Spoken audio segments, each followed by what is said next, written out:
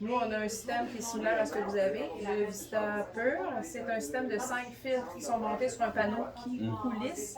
Et on a une tank d'expansion de 4,25 gallons qui est prête à fabriquer l'eau distillée rapidement. Donc, on est capable de venir mettre les appareils en remplissage automatique. Ah, ok. Et en vidange automatique aussi. On a-tu commencé la vidéo, oui? Oui. Ah, ben, je voulais me présenter avant. Je commence dans le fil de l'action. Je suis Nadia, donc représentante de SciCan pour ce qui est Statim, StatClave, les laveurs d'instruments et les Statmatiques aussi, et les lingettes Optim. Fait que s'il y a des questions sur nos équipements, on pourra faire une petite revision aussi tantôt. Et également dans la nouvelle future clinique. Alors, aucun de nos stérilisateurs, ni les Statim, ni le StatClave, vont recycler l'eau. Donc, c'est pour ça qu'en ce moment, on est branché sur une bouteille, OK? Pour les eaux usées. En ce moment, il va falloir les vidanger manuellement. C'est juste. Oui, on dévisse, on jette l'eau, puis c'est ça. Pour les statines, c'est ça. Donc, à chaque fois qu'on va venir remplir l'appareil, il ne faut pas oublier de venir vidanger la bouteille d'eau usée. Donc, à chaque fois qu'on remplit, on vidange. Ok. Pour les statines, vous vidangez aussi les bouteilles d'eau usée manuellement? Les statiques, on a un système ici qui les jette directement. Vous avez un direct au drain? OK. C'est manuel. OK. Donc, vous avez certains manuels, certains directs au drain. Le statine, lui, va avoir un petit coil en métal qui va venir refroidir la vapeur. Tandis que lui, le StatClave, il y a un condensateur à l'arrière qui refroidit la vapeur de stérilisation, puis par égouttement, s'en va directement là-dedans. Donc, dans la prochaine clinique, il va y avoir ce qu'on appelle un drain hub. C'est un petit, ça ressemble à une petite soucoupe volante, là, mais avec des trous, puis on vient mettre le drainage directement là-dedans. Pour le statim, on va se garder une petite garde d'eau quand on va le vidanger manuellement. Es-tu parti, Demoiselle? OK. Quand on vidange nos bouteilles manuelles de statim, ben lui, il y a un coil, on se garde tout le temps une petite garde d'eau parce que sinon, ben, il va envoyer sa vapeur dans le vide, puis ça va envoyer de la vapeur, puis ça va être très chaud. Donc, c'est pour ça qu'on garde toujours une petite garde d'eau dans le fond. Comme ça, quand il exhaust sa vapeur, ça fait pas un gros nuage. Celui-là, on n'a pas besoin de garder de garde d'eau parce qu'elle est déjà refroidie, l'eau qui va s'évacuer. Alors, le StatClave, ce que vous avez acheté, et merci beaucoup pour l'acquisition, c'est un stérilisateur qu'on appelle de type B.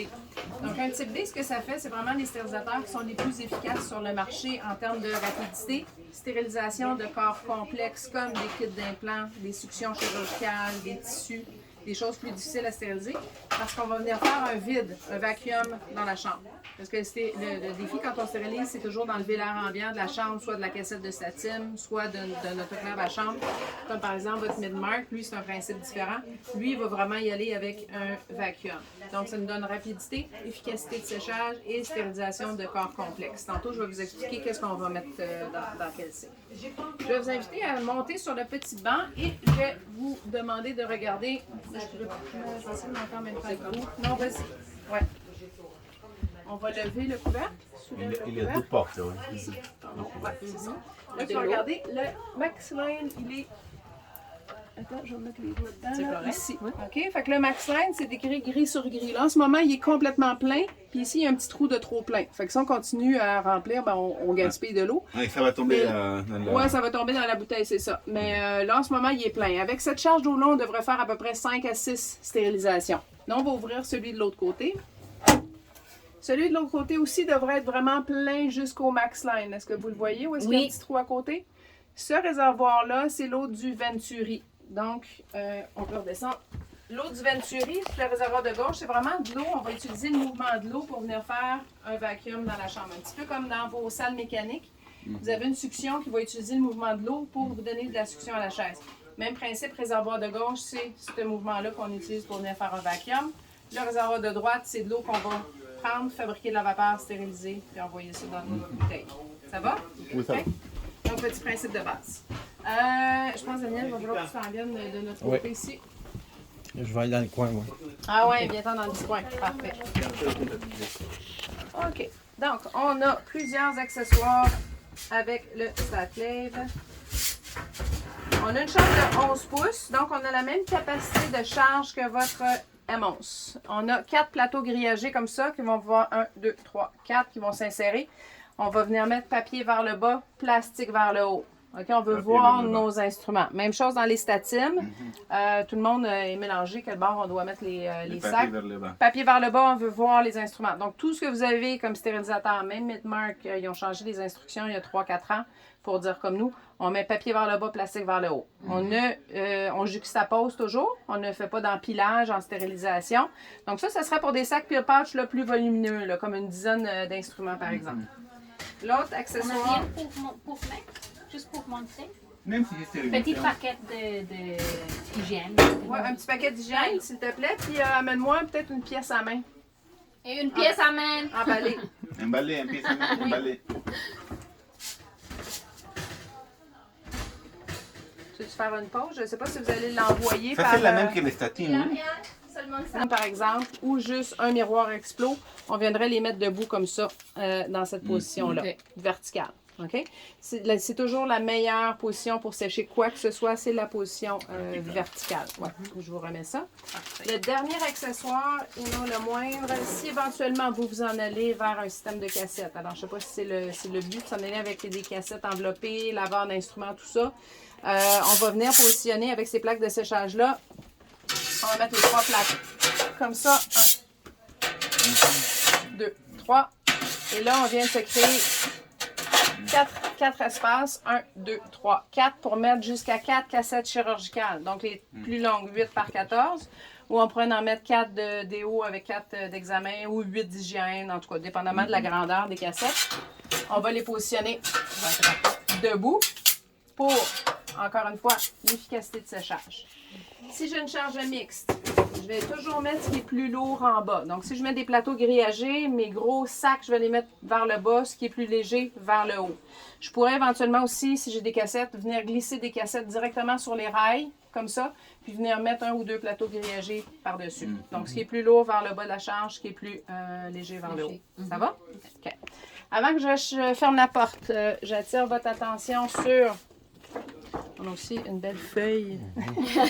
Une belle feuille descriptive ici qui vous montre exactement tout l'entretien qu'on doit faire à tous les 6 mois, à tous les mois. Et puis les codes de produits dont je vais parler sont tous inscrits ici. Donc ça, c'est une belle feuille à garder proche et à conserver dans le stérilisant. Okay. Le joint d'étanchéité, il est à changer aux 500 cycles ou aux 6 mois. L'appareil va vous le rappeler. Mais c'est sûr que si vous bypassez le message, après, il est bypassé, mais on pourra aller voir où le compteur de cycle. C'est une des premières raisons pourquoi le stérilisateur va faire un code d'erreur, c'est que le seal de la porte est trop sec. Il n'est pas capable de se pressuriser, ça nous fait un code d'erreur. Ça, c'est un des, souvent qu'on va voir, ou les tubes, les tubulures. Des fois, quand on est sur des tiroirs comme ça, dans les stérilisantes, ça vient coincer derrière. Donc, s'il ne sait pas où envoyer sa vapeur, on va faire un code d'erreur également. Okay. Donc ça, c'est à changer 500 cycles aux 6 mois en même temps que ce filtre-là. Donc on le dévisse et on commande. Les 2 premiers codes de produits, c'est les 2 premiers. C'est le seal et le filtre bactériologique. OK? Quand on va fermer la porte, on va entendre le mouvement de l'eau. OK? Puis ça, c'est normal. J'ai une question à propos de pour changer ça. Est-ce que c'est tout le temps Patterson qui doit le changer ou nous, mais on peut le faire? Ça peut être Jean-Claude régulièrement. Ouais. Ou... Ah, Jean-Claude. Ah, Ben ok, oui. parfait. Ouais. Pas mal. Mais sinon, ça vient avec une petite bouteille d'huile. Donc, on le tire, on nettoie derrière, on huile notre seal, puis on le met à midi, 6h, 3h, 9h, puis on vient vraiment s'assurer qu'il est là. Si vous avez un contrat d'entretien, souvent, ça va être les techniciens qui vont venir le faire. OK? Mais c'est pas très, très, très compliqué. Là, vous allez entendre le mouvement de l'eau. C'est normal. Quand je ferme la porte, comme ça, je descends ma poignée. On entend le mouvement de l'eau. Donc là, il est en train de se préparer avec le Venturi pour pouvoir éventuellement faire un vacuum. Quand il va stériliser, c'est le même son qu'on va entendre. Okay? Donc, si vous êtes bien stressé l'après-midi, on peut venir se relaxer auprès du Statclave et méditer un petit peu. OK, je vais aller rapidement sur la sélection des cycles et puis après, je vais vous expliquer qu'est-ce qui va dans quoi. Donc ici, on a le bleu, c'est un solide non enveloppé. Mauve, solide enveloppé. Jaune, corps creux non enveloppé. Vert, corps creux enveloppé. Votre stérie va se passer à 98% entre le cycle mauve et le cycle vert. La différence, c'est ce qu'on va avoir dedans. Ça peut être autant des cassettes enveloppées de papier bleu, ça peut être des sacs peel pouch, ça peut être un mix des deux. C'est ce qu'il y a à l'intérieur comme instrument. Ici, c'est des instruments pleins dans le cycle mauve. Donc, j'ai des kits de déo, kits d'hygiène, curettes, ciseaux, rien de bien complexe. Il va faire un simple vacuum dans la chambre avant d'injecter sa vapeur.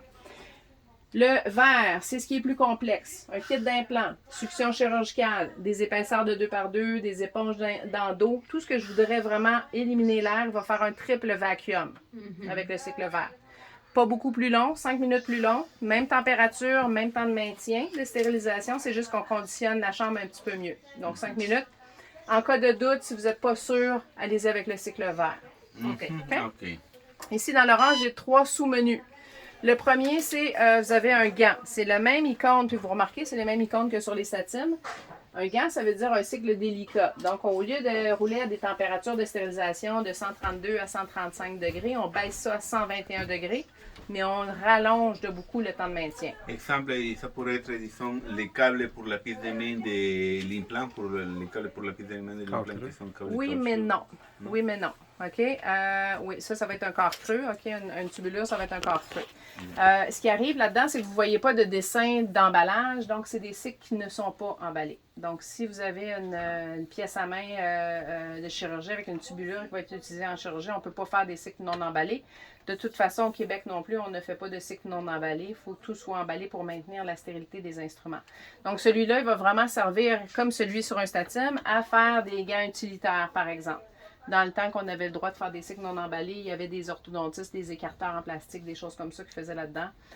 Mais vraiment, maintenant, nos manufacturiers de XCP ou de type de plastique vont les faire assez robustes pour résister à 132 degrés, qui est la température de stérilisation. Mais vraiment, la question pour la tubulure, il faut se référer au manufacturier. Moi, je vais vous dire, mon stérilisateur roule à 132 degrés. Je peux venir programmer. Si vous me dites, ma tubulure, il faut qu'elle soit stérilisée à 121 degrés. Je peux venir le programmer ici avec le petit cycle custom. Je peux programmer un moins chaud à 121 degrés et mettre le temps de maintien à 30 minutes, ce qui va être extrêmement long. Mais on s'assure vraiment de venir stériliser là, complètement ça. Mais ça me prend vraiment les instructions du manufacturier pour programmer ça. Ici, le textile, vous avez une photo d'un tissu. Oui. Tu le vois-tu? Oui. Ben, ce qui est difficile, c'est que OK, tiens. Yes. OK, donc moins chaud, 121 degrés, mais non emballé. Ici, on a le cycle textile qui est pour des tissus. Si on avait, par exemple, une blouse chirurgicale qu'on voudrait stériliser ou un champ chirurgical, ou si on emballait nos cassettes dans des tissus comme à l'hôpital, on viendrait faire ce cycle-là. Et celui-là, ici, c'est celui que je peux programmer. Donc, je reviens en arrière juste pour être sûr que tous ces cycles-là ça avait-tu été bien filmé tantôt? Filmé tantôt, Oui? c'est OK. sûr que l'angle était... Donc, solide non enveloppé, solide enveloppé, corps creux non enveloppé, corps creux enveloppé. Donc, on roule entre le mauve et le vert. Le rouge ici, quand on appuie dessus, on a 2 cycles test. Alors, les cycles test, tiens, tu pourras me filmer moi, là. Les cycles test, t'as-tu parlé du test de Bouygues? Non. Non? OK. Sinon, on peut changer parce que je crois que c'est mieux de. Ah, OK, merci. Ben, c'est pour la clarté qui était le problème. Hein? Ouais. OK. Donc, un test de Bouygues, qu'est-ce que c'est? C'est ceci. Donc, en plus des tests microbiologiques qu'on va faire à tous les mois avec un laboratoire indépendant, parce que vous avez un stérilisateur de type B, ce qui est également recommandé. C'est pas obligatoire, mais c'est recommandé en dentisterie. On va venir valider ça une fois par semaine avec une petite carte comme ça. La petite carte, on va la mettre dans un stérilisateur qui est chaud et on va aller sélectionner BD pour Bouygues et on va venir le positionner comme ça ici vers l'arrière de la chambre. Pas d'instrument, on ferme la porte. Pourquoi on fait ça? C'est parce qu'on prétend qu'on stérilise des tubulures, des kits d'implants, des objets complexes, des tissus. On doit venir valider le processus de vacuum avec une petite carte. La petite carte, elle est plastifiée, donc on force la vapeur à rentrer par les 4 côtés et ça va passer du carotté rose au vert. On ne l'envoie pas nulle part, la carte. On fait juste valider que oui, mon processus de vacuum pour stériliser des corps complexes, il fonctionne bien. Je vais le signer, le dater et je le conserve. Si vous êtes inspecté par l'ordre, ça se pourrait qu'il vous demande où sont vos tests de Et Bouygues. ça, on le fait à chaque... Une fois par semaine. Une fois par semaine? Oui, Ah, okay. C'est ça. Toujours sur un stérilisateur qui est chaud. Si vous partez le matin à 6 h puis vous partez un Bouygues qui va échouer, vous allez le faire une deuxième fois puis là, il va passer. Donc, au lieu de gaspiller une carte, on va le faire sur un stérilisateur qui est déjà chaud. je vais vous expliquer autre chose. C'est que, juste le V pour vacuum, ça c'est pour les techniciens quand ils changent le seal de porte ou ils veulent faire un petit test, ils vont prendre le test de V pour vacuum. L'appareil, je ne vous ai pas montré ça. Il y a un on-off ici. Et tantôt, je vous ai demandé de faire Diaz, c'est quoi votre plus longue journée? C'est que mardi, je crois. C'est les. Ça va être mercredi. Ça va être mercredi. De 8h le matin à 7h30, 8h le soir. Exactement. OK, parfait. L'appareil a un mode stand-by. Donc là, en ce moment, il est programmé. On pourrait changer ces heures-là, mais il est programmé pour commencer à chauffer à 7h le matin puis arrêter de chauffer à 8h le soir. OK, je peux modifier, mais en ce moment, ça a l'air parfait pour vos heures de fonctionnement. Donc, je recommande de laisser l'appareil allumé toute la semaine. La fin de semaine, on lui donne un petit break. OK, on va l'éteindre parce qu'il ne différencie pas le mardi du dimanche. Ce que ça fait, c'est que le soir, je peux programmer un cycle pour qu'il parte automatiquement le lendemain matin. Parce que vos compagnies d'assurance, ils n'aiment pas ça quand vous partez un cycle le soir. Puis vous êtes 14 heures sans superviser un appareil 220 volts qui roule tout seul. Ils n'aiment pas ça. On peut programmer un cycle en différé. Donc, au moins, le lendemain matin, je suis en route vers la clinique, j'arrive, mon stérilisateur est chaud, le premier cycle de la journée, il est fait. Alors, c'est un gros avantage de Donc, ça veut dire que quand on finit, on laisse les instruments ici. On le laisse allumer. OK, je vais vous montrer comment ça fonctionne. OK, là, mettons qu'on est ce soir 7 heures. Je vais charger mon appareil. Je vais venir fermer la porte et je vais le laisser allumer. Là, je vais programmer un cycle. Là, je vais vous montrer aussi comment on va démarrer un cycle. Donc, mettons que j'ai mis, je ne sais pas, des objets difficiles à stériliser. Je vais aller sur mon cycle vert. Ah, là, il fait ça quand j'ai joué après la porte. OK. Là, il va me montrer ici deux icônes. J'ai ça ici, qui est le losange, le même losange que sur un statine pour venir démarrer un cycle, ou j'ai un petit timer. OK? Le petit timer, c'est là que je vais venir faire des mathématiques dans ma tête, OK? Parce que je vais y mettre un décompte. Donc, mettons qu'il est 7 h ce soir, je veux qu'il parte à 7 h demain matin. Je vais programmer. Bon, toi, tu as passé le test. C'était ça mon examen. Elle est trop bonne, elle. Je vais mettre 12 heures et je vais faire next. Et c'est tout. Je m'en vais. Dans 12 heures, le cycle va partir. Bon, là, il voulait partir son cycle et il voulait se réchauffer là, parce qu'il voyait que sa température n'était pas assez forte pour le stand-by. J'ai juste reculé pour annuler tout ça. En ce moment, quand j'ai voulu partir un cycle, mais j'ai interrompu ce que j'étais en train de faire, on voit que le cadenas, il clignote. Donc, je ne vais pas aller essayer d'ouvrir ma porte. Je vais appuyer dessus et je réappuie dessus. Bzzz, on l'entend, il vient de débarrer sa porte. OK? Alors là, je peux venir ouvrir ma porte. OK? Tantôt, si je veux partir un cycle, par exemple, maintenant, ben, elle va me dire, oh, il y a quelque chose qui ne fonctionne pas. OK? Ta porte, elle est ouverte. OK? OK. Ça va-tu? As-tu des questions oui, d'autres? il est intelligent. Hein? Il est très intelligent. Il change de l'eau à peu près à 100 cycles. Oui. L'eau de l'autre côté. Non, c'est de l'eau qui tourne en rond. On va la vérifier, bonne question. On va la vérifier peut-être une fois par semaine, juste s'assurer qu'il est vraiment au maximum, son niveau de Il ne faut pas la venturi. changer. On va la changer quand on va faire l'entretien tous les mois. Ah, OK? Donc, l'eau, cette eau-là, elle tourne en boucle juste pour venir faire le vacuum. Donc, si jamais en contact avec les instruments, on va le faire quand on va faire le nettoyage de l'appareil. Ça va être la dernière portion de ma formation, comment on entretient l'appareil. OK? Je vais-tu trop lentement? L'accélérer. OK, ici à droite, j'ai la connectivité. Donc, on l'a branché sur le Wi-Fi. En ce moment, ce que ça donne, c'est que je peux, moi, aller me brancher puis voir à quelle heure vous faites de la stérie. Si vous interrompez des cycles de séchage, s'il y a un problème avec l'appareil, ça me permet de vous aider à le diagnostiquer. La petite clé USB qui est en dessous, c'est la clé qui est là.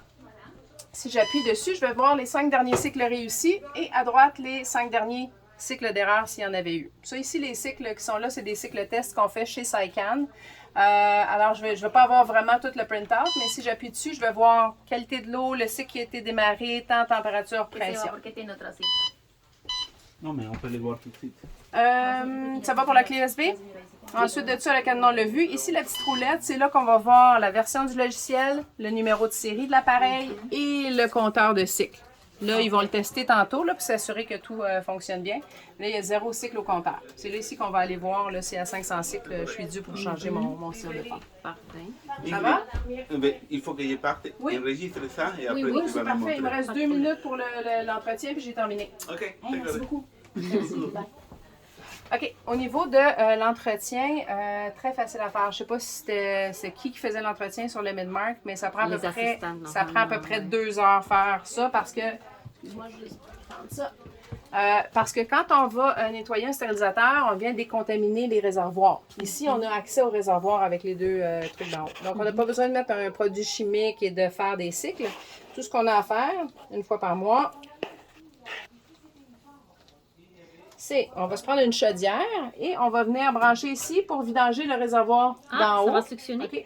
Non, ça va juste couler par gravité. Ah, ok. Gravité. Ouais, ça ne suctionne pas, c'est juste qu'on va se mettre un petit... Comme le M11. Le M11, il faisait la même chose. Ouais, Ah. exactement ça, en plein ça. Parfait. Fait qu'on va faire... Mais là, on ne le fera pas pour de vrai, là, parce qu'on vient de le remplir, on ne va pas le gaspiller.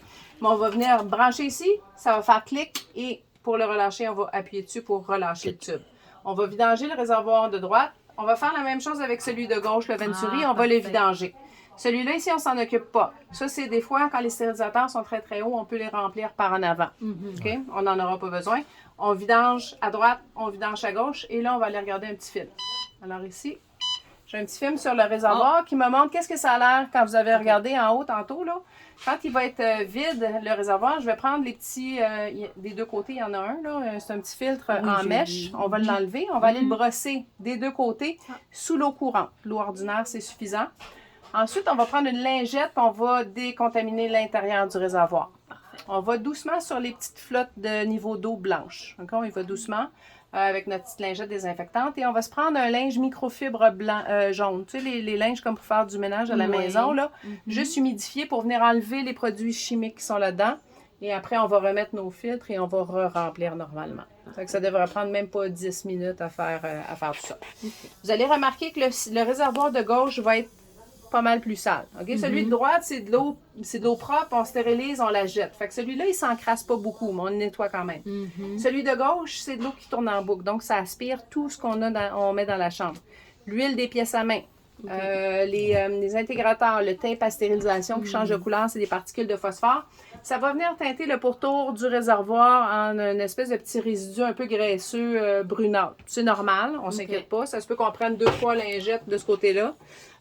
On rince normalement, puis on remet nos filtres et on re-remplit. Quand on re-remplit, on commence par celui de gauche. Après, on va faire celui de droite. 10-15 minutes après, on vient valider le niveau du Venturi. Pourquoi? Le Venturi est branché avec votre condensateur à l'arrière. Donc, si vous avez drainé puis vous êtes parti faire d'autres choses, Il y a de l'air. vous avez, c'est ça. Vous avez également aussi drainé une partie du condensateur. Puis là, quand vous allez le re-remplir, c'est pas bien grave là, si c'est arrivé, mais quand vous allez le remplir, vous allez penser qu'il est plein, mais il va tranquillement baisser pour aller re-remplir le condenseur. Fait que là, vous n'aurez plus assez d'eau dans le Venturi, puis là, il va vous dire, j'ai pas assez d'eau pour faire mon vacuum, puis il va vous faire un code d'erreur. Fait que c'est juste pour ça que je disais, on commence par lui, on remplit lui, puis après, on revient revalider 10-15 minutes après le niveau de notre Venturi. Parfait. Là, ça va être un petit peu chaud. Je sais pas si on a un petit... Un bocal? non, un petit papier. Un petit papier à main ou quelque chose comme ça.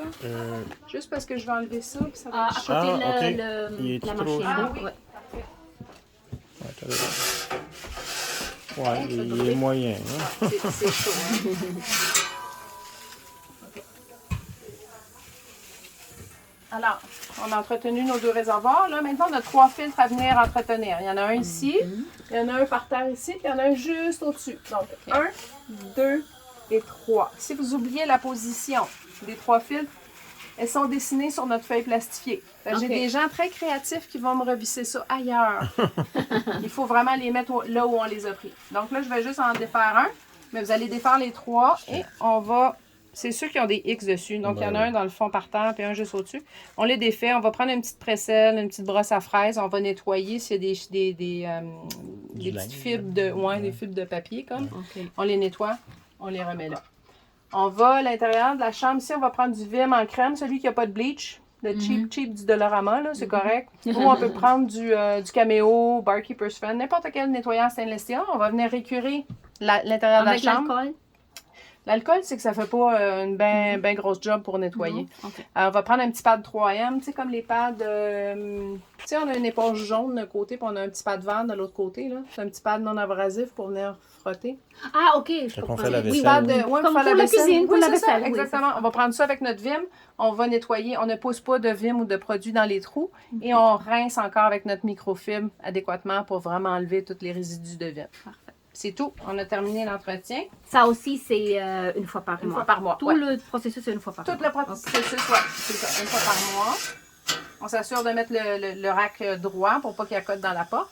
Puis dans la journée, quand vous ne servez pas du stack lave, laissez-le fermer. Parce que Ok. comme il est en mode stand-by, lui, il essaie toujours de garder sa chaleur, fait qu'on ne veut pas le faire forcer inutilement. On le garde fermé, on empile ce qu'on veut stériliser. Quand on est prêt, on l'ouvre, on le charge et on part notre stérilisation. Parfait. Excellent. Fait que c'est pas mal ça. OK. Donc ça, ici, la petite palette, c'est vraiment pour venir sortir des plateaux quand ils sont chauds. On peut faire ça aussi avec celle-là. Mais ce que je veux vous montrer aussi, c'est ça ici. Donc à l'intérieur, il y a une petite tige magique. OK?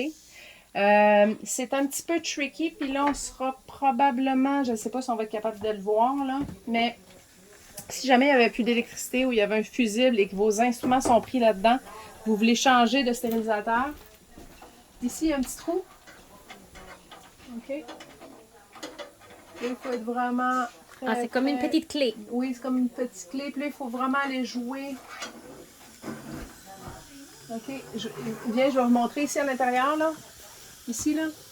Il Ah, faut aller pousser. trouver ça. Ouais, Mais ouais, par, ouais, par, je le comprends. par le petit trou ici. Donc, c'est des heures de... Ben non, c'est pas des heures de plaisir, là, mais c'est juste pour venir vous montrer que c'est ça qu'il faut pousser. Pour, tu sais, le petit cadenas jaune, là, tantôt, Oui. là. Mais c'est vraiment à travers ce petit trou-là ici, là. Donc, il faut vraiment être très, très bien enligné pour être capable d'aller le chercher. Ouais. OK. Donc, c'est un Parfait. petit truc si jamais il manquait d'électricité.